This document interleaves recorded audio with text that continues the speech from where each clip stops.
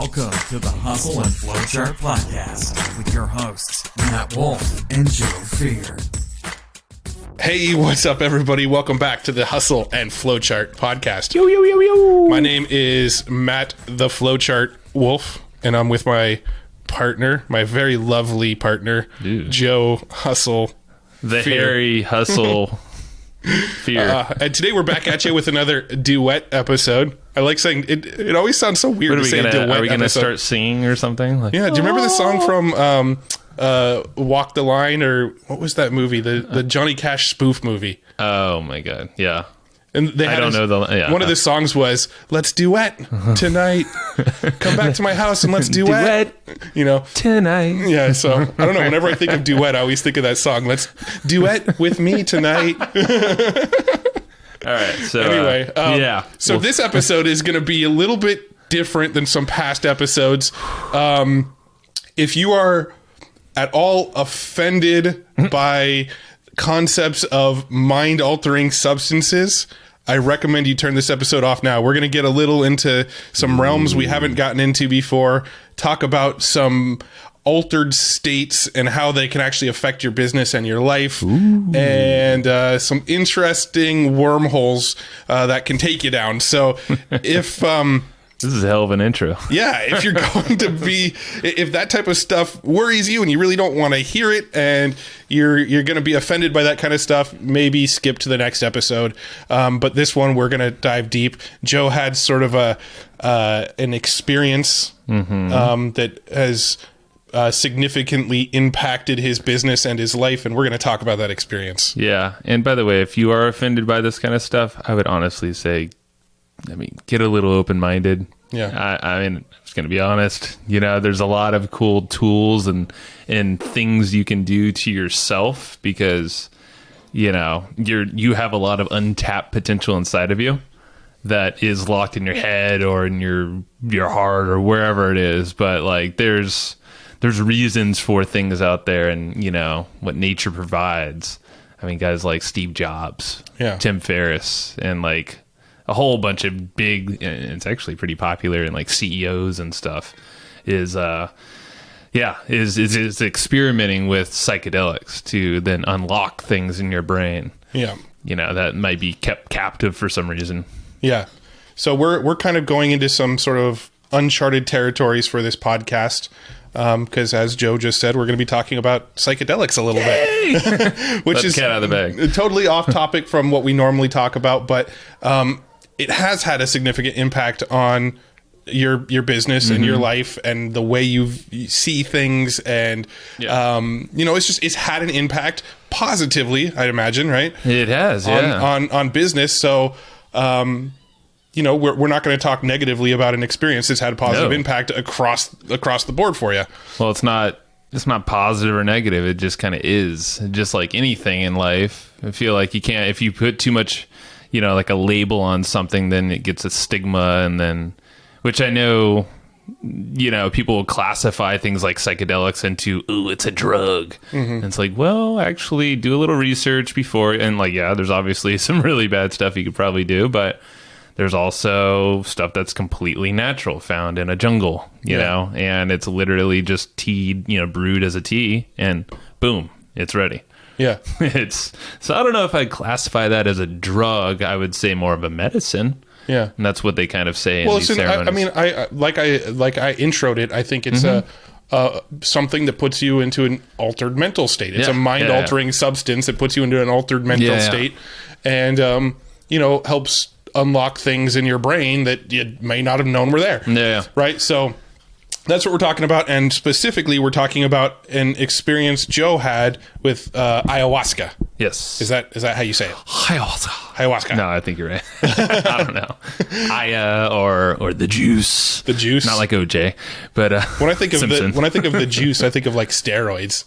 That guy's juicing. I don't call it the juice. I just made that up. But okay. Ayahuasca is, and don't ask me to spell it. Just type in the best you can, Ayahuasca in Google, or look at the show notes, I guess. So here's what I want to know.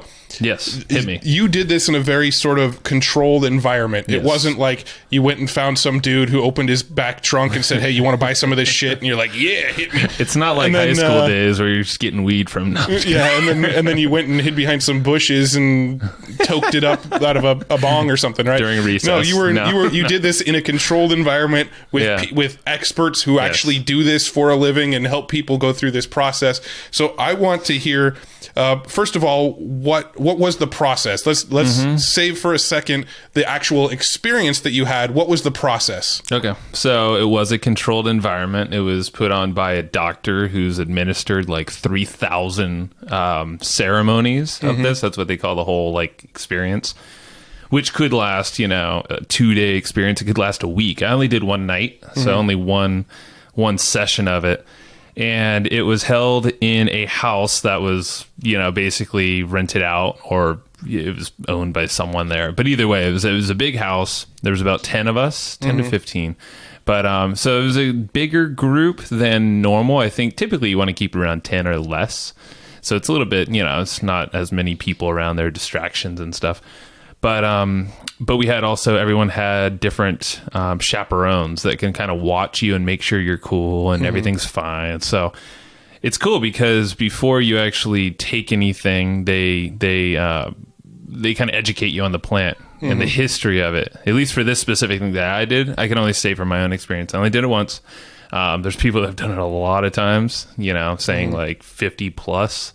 But for years and years, I'm not saying every day they're like hitting this thing because that's not how it's used at all. Yeah. Most people are doing it maybe once per year, maybe a couple times. Yeah. I've heard of people using it as sort of like a reset. Kind of like mushrooms. Yeah. Like psychedelic shrooms. Yeah. It's like, that's how, Tim Ferris describes it. I know Steve Jobs did it multiple times, I think a year. And, yeah, like, and they used it as a tool to unlock different creativity, or maybe blanking out their, like their ego, things that might be stopping them from progressing in life. This is a way to get rid of a lot of that shit and stop these blockages in your brain. Even though it sounds a little weird that something like this would help you with that, it totally did. Yeah. So basically the whole experience. So we're in this house and it starts, the ceremony, probably, the explanation started around 6:30 or so it's still a little light, but the ceremony itself started pretty much right when it got dark, which it was back in November, so it was about like, it was getting dark earlier. Wasn't daylight savings time yet. Yeah, but either way, it was around 7 o'clock, 7 to 8 o'clock or so when we started the actual ceremony. Which it was cool because, we're all on couches and stuff in a living room. It's a big house, so you're comfortable. But the ceremony, they tell you it lasts until about, really, it's all night long. Like, no one's driving home. You're sleeping over there. So we had all of our, I actually ended up tent camping in the backyard, which is a bad idea because it was freezing cold. But still, it was great because the stars were like the brightest they can ever be, especially enhanced with this. And that's another aspect of the controlled environment, just for those closed-minded people, is nobody was driving home. Or they actually rented a house for the night, so nobody was leaving. Yep. So, so the education, so it's really cool because you learn about this thing and how sacred of an act that this is. Like, you don't go in there just doing it like you would say, like, oh, I'm gonna go get high, or oh, I'm gonna go do shrooms, and not like everyone says that, but still, like, it's not a recreational type thing at all, right? So that's why, honestly, a lot of people don't know about it, and it's still very misunderstood. And like, technically in the US, you're not allowed to take it. So that's why this was a religious experience. So technically it's done under a religion, which, you basically kind of get into for the evening. Yeah. But it's, which is fine because that's what, you're basically protected by that. A lot of people go to Peru, or other South American places to go on like a retreat maybe for the week. Yeah. And they spend whatever amount of money. It's always worth vetting out who administers this. I think that's the smartest thing you can do. And then making sure you're with a cool group of people you trust. I went with some people that I know. Then, I basically heard, like, it was all word of mouth stuff. So I was pretty comfortable with going into it. And totally was cool. So the education, you learn how like you get to actually hold the root. So it's a combo of a root, the leaf, which has the DMT, which is DMT, I don't know what it stands for. But basically it's a chemical in your brain that helps you produce like dreams and different visions in your mind. So DMT, which is dimethyl... It's unpronounceable. Yes. Dimethylphentamine. Yes. So they describe it as a powerful psychedelic compound of the triptopyr family. But basically, it's in your brain. So we all have this thing called DMT in our brain. It's a chemical compound, and it creates visions. And all ayahuasca is doing, and things like peyote, things like mushrooms or LSD, like it's all sparking this DMT thing. So basically, you know, you're getting the DMT level higher, so then you're going to get visions either by visually seeing, which I didn't really get a lot of, but I got more visions when I closed my eyes and kind of like meditated. So that was like my experience of it. So everybody's experience is slightly different. Yeah. So you learn about all that, and then you kind of get into the actual ceremony. So basically, you're sitting there. They basically explain this is a root. This is not bad. This is not something root and a leaf and water, basically. Yeah. And everybody kind of feels it and sees it, so they kind of know what they're dealing with. They realize this is nature. This is something that came from nature. This is not good. This is not bad. This is just neutral. It's something that came from nature. Yeah. Literally, it was from the specific one we did was from Hawaii, and it was like a 20-year-old root that literally we were using that night. It was cool. And then they sort of explain what to expect, right? Yeah. So they give you an explanation of like, here's what is going to happen when you sip on this stuff. And then after that, then they just divvy it out? Yeah, so they tell you that, you know, it's a long experience. Like you're up till the wee hours of the night, like 4 a.m. So prior to this, we had to fast. For like 12 hours. So it's only water. So going into it, you're not hungry, but definitely by the end of the night you are. Yeah. You know, there was a feast and all that stuff at like 3 a.m. So sounds weird, but you're like pumped for that feast at 3 a.m. Yeah. I'll get into that. But yeah, so you... So after they explain all this and they tell you, you know, like you get nauseous during this, that's perfectly normal. So everybody has a little bucket just in case, you know, like for emergencies. You do have to spit a lot because, you know, you just kind of get that feeling like you have. I mean, because at the end of the day, this is medicine. That's how they call it. This is medicine. The whole point is to keep it down long enough to where your body is going to feel these effects. You know, you can't just like puke it up or something, because some people have that reaction because it's not, some people really like the taste, and then some people are just like, oh, it's like medicine, you know, like cough medicine. Like kids don't want to keep it down sometimes, but like, no, you get better and you feel better if you keep it down. So they kind of tell you like, hey, you know, when you go to the bathroom, don't lock the door, like things like that, safety precautions and all that. So you're like super comfortable getting into it. And then, yes. So after you're all done, it starts, you basically choose, there's 3 sessions throughout the night. So 3 different times you have the opportunity to take the tea, is what they call it. And you choose, at least from us, we chose from 1 to 10, how much volume in a cup do you want? And it's only like the size of a shot glass. Yeah. And I chose 7 because it was like, you know, why not? Let's go for the gold. And basically, you know, that 7, I was like, you know, and I've had no prior experience before this, psychedelic stuff. So the 7, and then basically it took about 15 minutes to kick in. And, you know, during that time, basically what you're doing is you're literally meditating. So you're breathing deep, you're breathing smooth, and you're just focusing on relaxing your body. And that's all I did. And like, I was completely relaxed, but about 15 minutes in, you start feeling like your face gets a little tighter, and you just start to feel sensations, like your body gets a little looser, a little, I wouldn't say numb, but you basically get to a point where you're just relaxed. Yeah. And then you kind of know how to like if you are good at meditating, you can definitely get into the zone pretty quick. Cool. Yeah. So then let's talk about like what you experienced then. Yeah. What so I understand your body kind of felt relaxed, and you almost felt like a numb feeling, right? But the point of this is to almost see like visions and to like you get into your brain a little deper. And find things that you might be digging out of your subconscious and stuff like that. So what was that experience like? So it was about 15 minutes in, I started feeling like that's when I felt the sensations, like my face got a little, I felt like it sounds weird, but it felt like it was separating from the middle of my face out slowly. Like my skin was like almost crawling a little. I like weird stuff, so I was like, ooh, this feels cool. So not like painful. No, not pain at all, but it was just like almost like, oh, my skin's moving. Yeah. Like, what does that mean? But I just knew like, okay, here it starts, and I just basically sat back and kept breathing. That was the whole thing. I focused on the entire, like, whatever it was, till 3 a.m.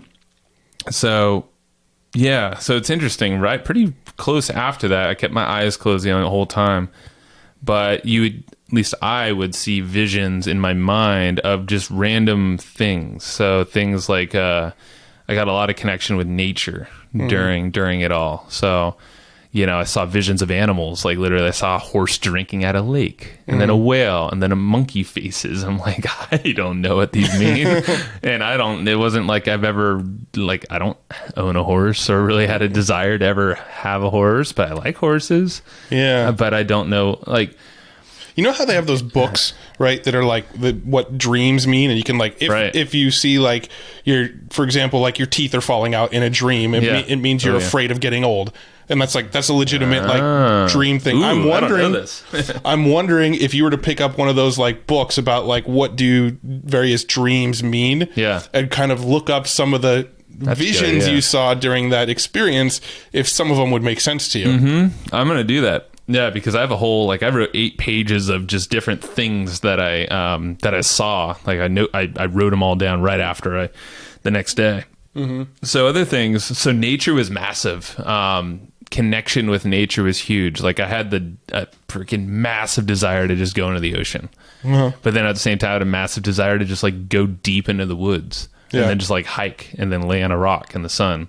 And like, it's all stuff I would normally like to do, but I was like, I want to go now. And it's actually felt like since then because I live in an urban area, I live in downtown San Diego in like a condo, 4 stories up, and I'm just like, dude, I am not connected with nature at all here. Like there's just concrete everywhere, asphalt, trees that are within like a little block, that stick out of the ground. I'm like, this isn't nature. Yeah. So I've lost touch of nature in that sense, but now that's why I'm actively actually looking for a house. More in East County, San Diego, where there is the opportunity to get nature and green, and you're close to the mountains. So that was a big thing, is connection to nature. And the other big thing, and I have so many visions, but the other one was ego. Ego popped up massively. So Ego is the Enemy, the book by Ryan Holiday.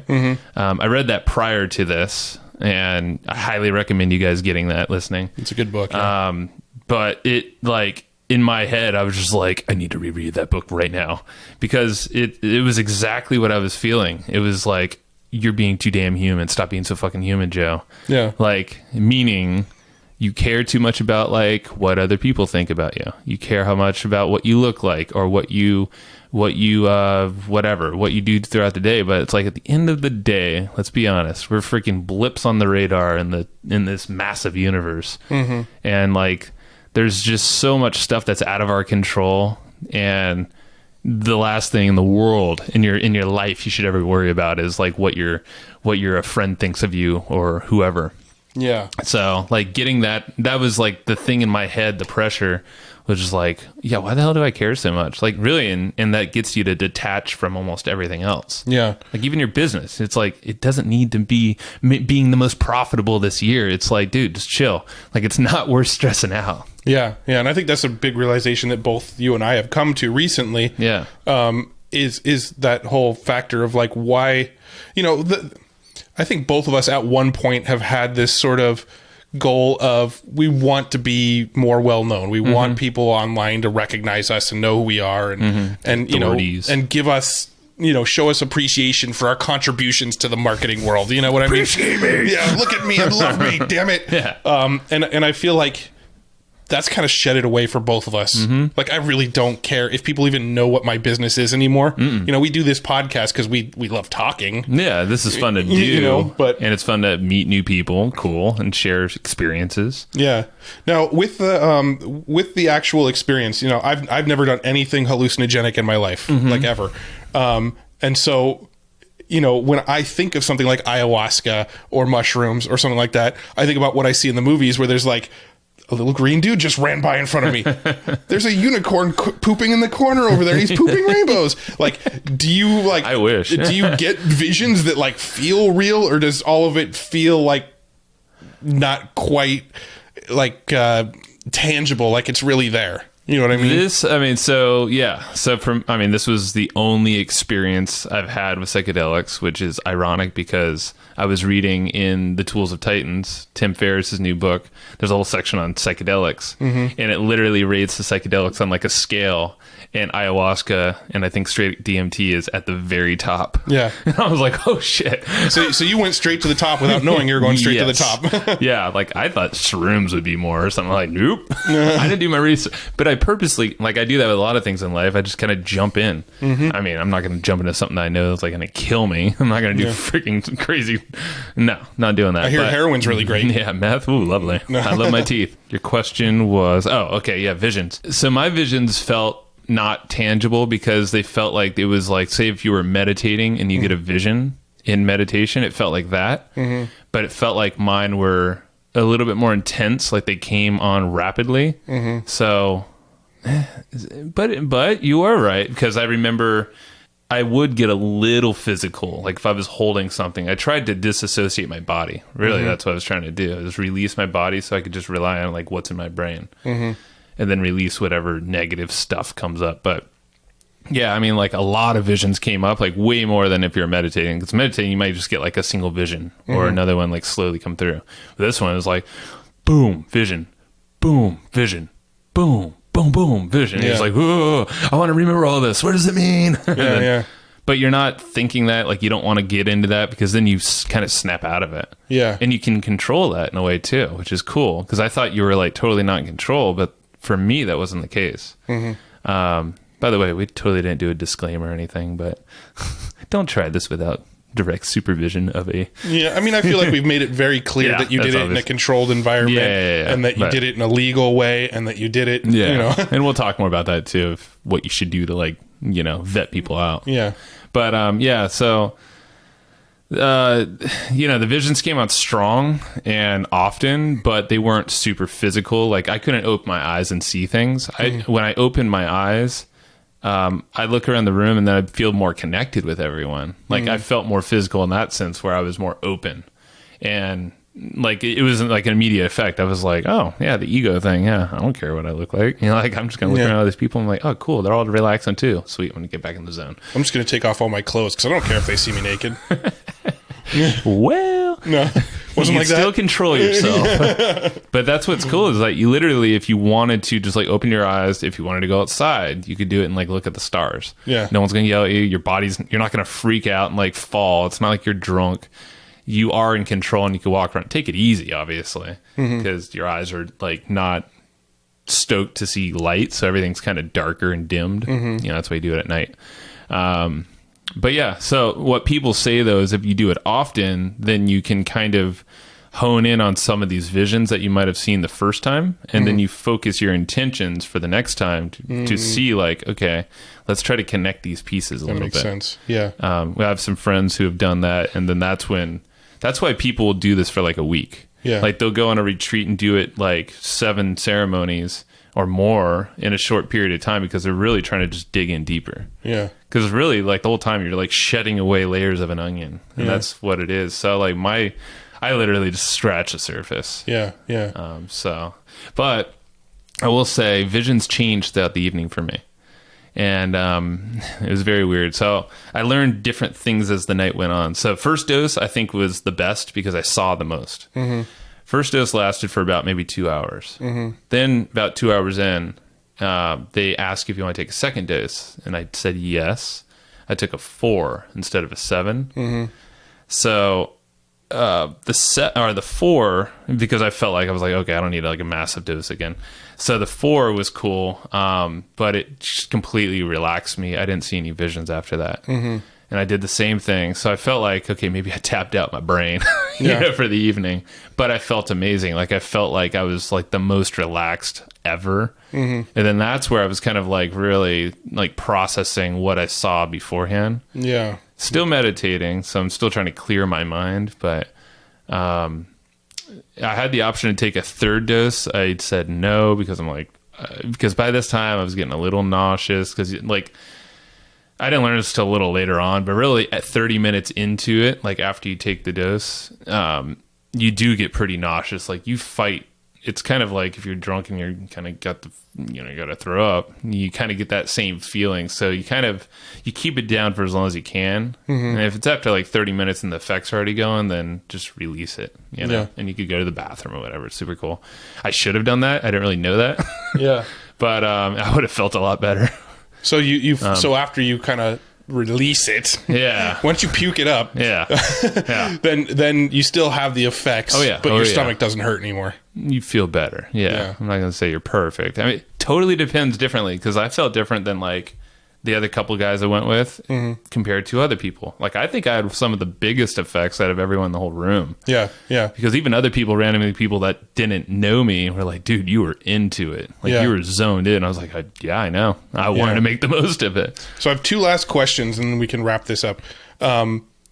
So first of all, what sort of impact has this had? What had this whole experience? How would you say it's impacted your business? How would you say it has impacted your life in general? So business and life, really the same thing, is this is where I was leading that story actually into, is it taught me to slow down and not react just like fast, like got to do everything right now. Because that's my ironically, I'm kind of experiencing that now in my brain. So this is actually checking myself currently. But I see what you did there. But I tendency have it like I just want to get stuff moving. I'm like, I feel like I'm high activator in that sense.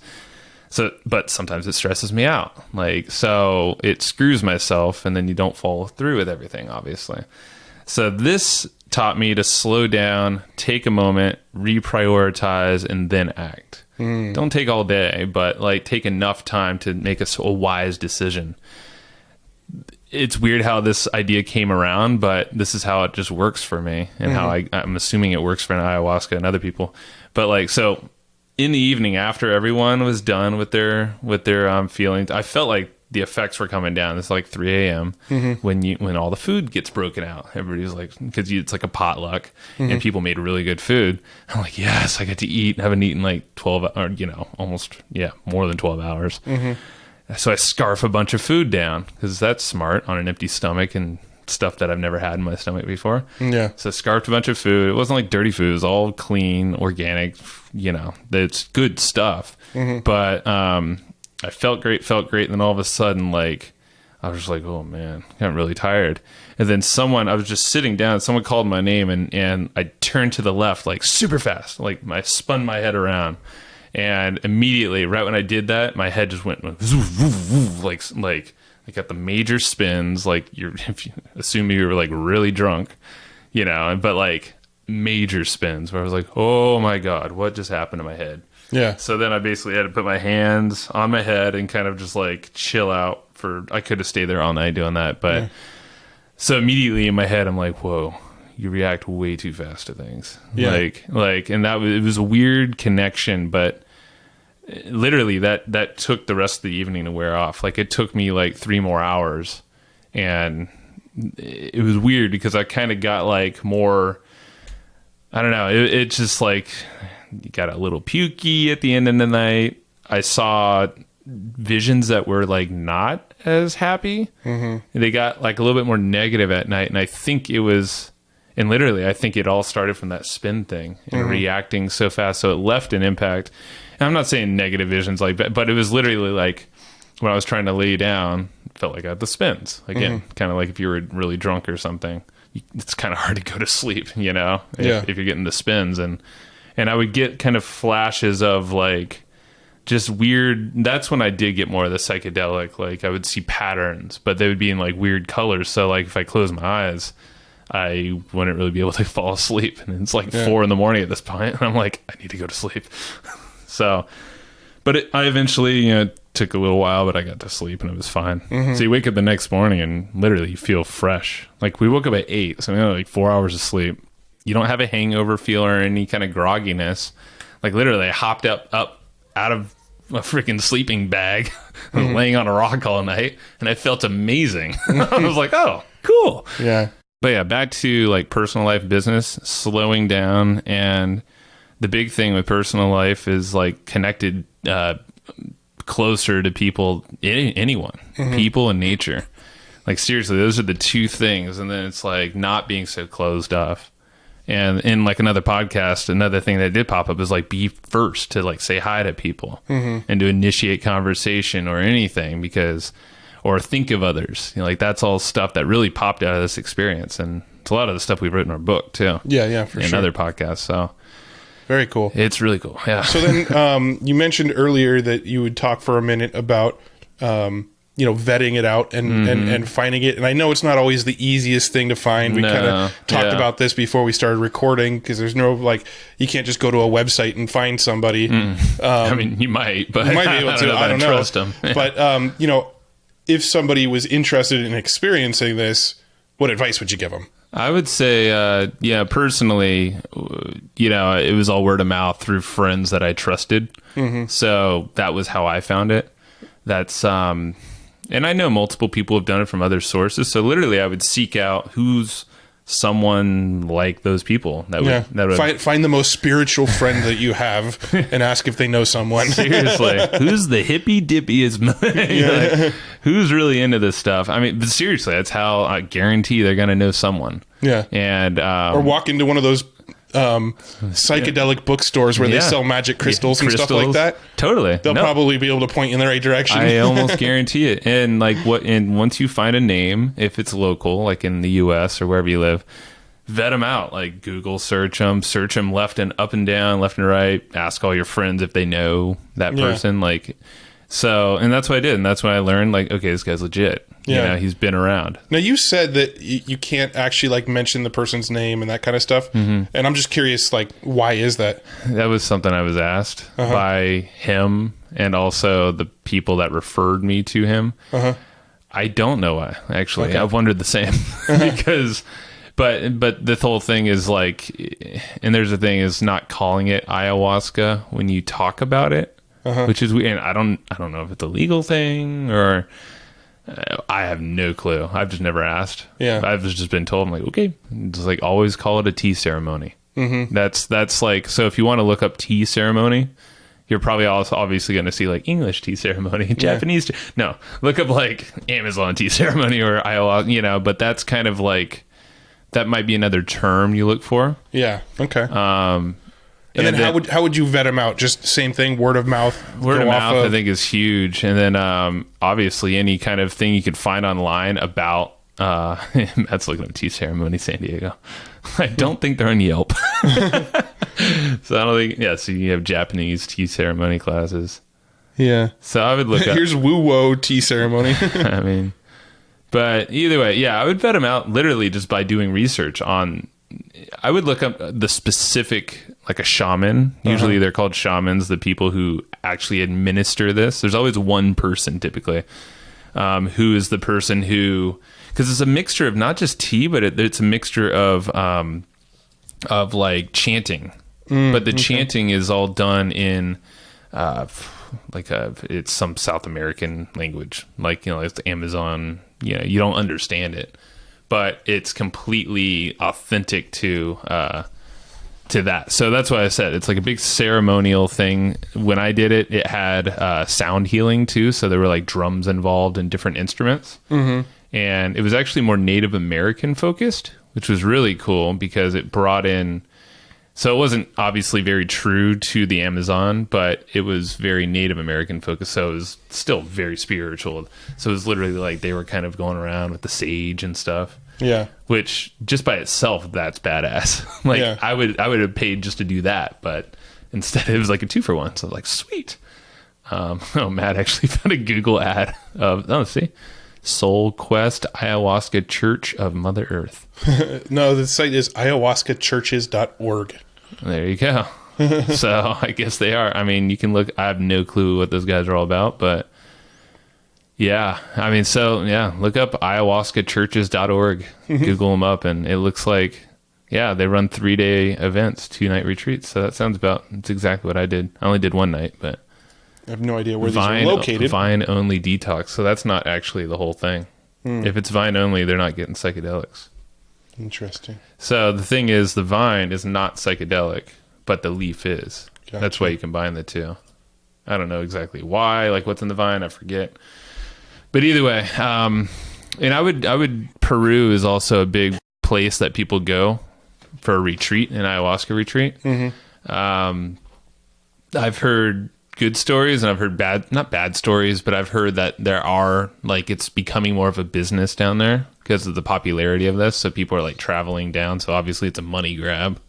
There's people like some, I think that the things you want to look for, we're probably getting a little long on time now. Yeah. It's the things you want to look for is not having too many people at these things. If you get over like 10, 15, it would be max in a group. Because you got to think, you want that shaman to give you some personal attention, and make sure you have people, like someone, like if there are more people than like 10, ideally you want more like 6. Yeah. I've heard. Mine wasn't that small, but then you want chauffeurs around you. Something that feels like they're watching over you. Yeah. So like if something happens or whatever, which I don't know what could happen other than like puking all over everything. Like seriously, that's the last thing I think is, but obviously you never know. Not a doctor. Don't quote me, but yeah, I would look for those things. Cool. And make sure you're not getting ripped off. That's all. Yeah. Very cool. But yeah, so awesome. I would explore more with, I think YouTube has a documentary called Ayahuasca. That actually was pretty informative. I think it was free. So would you do it again? Yes. Yeah. Would you? The jury's still out. But yeah, no, I would definitely like to, and maybe once a year or something. Because I mean, there's a lot of stuff I can work with, so I want to keep peeling that onion, man. Cool. Well, thanks for sharing your experience. The cat's out of the bag now. Well, I don't think my mom even knows about this. I'll probably tell her before she listens to the episode. Yeah, I'm going to email her the episode right after this. Look what your son did. Oh, she'll be fine. Alrighty. All right. Well, cool. Let's go ahead and wrap this one up. And thank you for listening, y'all. More good episodes on the way. Talk to you soon. Bye. Hey, thanks so much for tuning into this episode of the Hustle and Flowchart podcast. Now, if you don't know already, myself and my partner Joe Fear, every single week we put together this killer weekly newsletter that's completely free. If you go to theweeklyprofit.com, you can get on this weekly newsletter. And what we do with this newsletter is we scour the internet. We read every piece of content, listen to blog posts, check out new software and tools, and we distill down the best of the best into a weekly newsletter and deliver it directly to your inbox every single week. So head over to theweeklyprofit.com and make sure you're signed up to receive that weekly newsletter. You're going to love it. Thanks so much again for listening to the Hustle and Flowchart podcast. We'll see you in the next one.